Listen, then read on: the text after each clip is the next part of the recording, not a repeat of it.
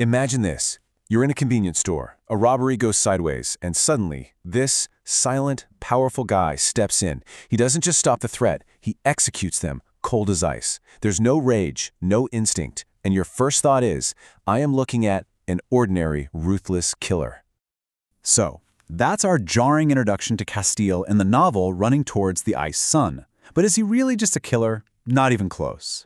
In this explainer, we're going to deconstruct this incredibly complex character by looking at the real-world pillars he's built on, the Russian mafia, Orthodox culture, and the absolute chaos of the Soviet Union's collapse. So let's dig in. Who is this guy at the heart of the story? Well, for the main character, Dean, he's a walking, talking paradox. He's supposed to be an alpha, the top of the food chain, but nothing he does seems to fit the script. Dean's mind is racing, and he sees it with his chilling clarity. He knows what an instinct-driven animalistic rage looks like, and this ain't it. He sees Castiel as being perfectly sane when killing, and that leads him to one terrifying conclusion. He's not dealing with an alpha, he's dealing with a psychopath. He sees a man with this aura of power so intense that his men obey him without him even saying a word. This is something else entirely.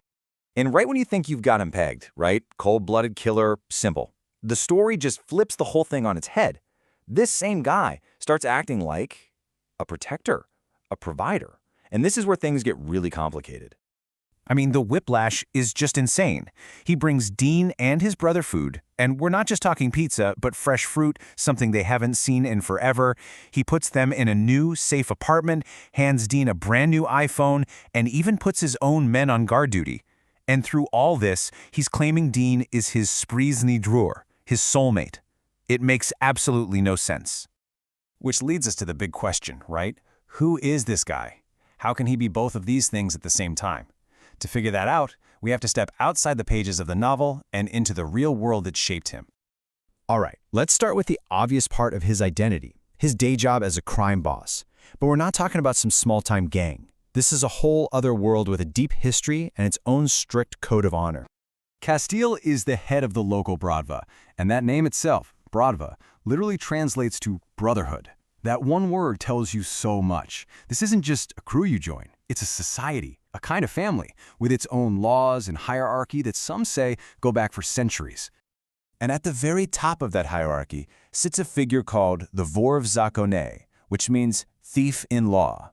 This isn't just a boss or a don, this is an almost mythical title. A criminal king who has earned absolute, unquestionable authority.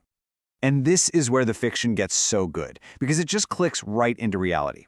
When Castiel tells Dean, "You have my word, and my word is law," he's not just being dramatic. He is speaking the literal code of the Vor. The way his men obey him without a single question, his casual comment about prison being a second home, these are all classic traits pulled directly from the real-world playbook of the Vor v Zakonie. Okay, so that explains the crime lord, the source of his absolute power. But what about the guy who shows up with bagels and pays the rent?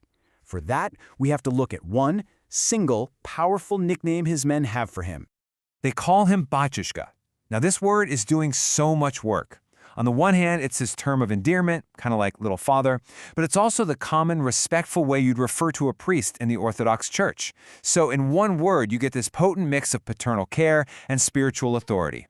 And Dean, of course, hears this and immediately mocks it, right? Seriously? They call you daddy? But his sarcastic jab actually hits the nail on the head. It perfectly highlights the paradox we're trying to solve. How can a man this terrifying also be seen as a father figure?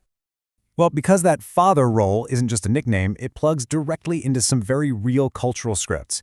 In traditional Orthodox culture, the patriarch is expected to provide for his entire family, a unit that's sometimes called a small church. So when Castiel provides a home, safety, and all these resources for Dean and his brother, it's not some random act of kindness. He is performing a deeply ingrained cultural duty. And the power of this father-priest figure isn't just some abstract concept. I mean, look at this data. It's from a real study in Czech hospitals. A majority of nurses in big cities said that, yes, a batyushka would be available to come visit a patient if requested. It just shows you how tangible and important that spiritual father role is within the community. Okay, so we have the criminal code and we have the cultural script. It's time for the final piece of the puzzle.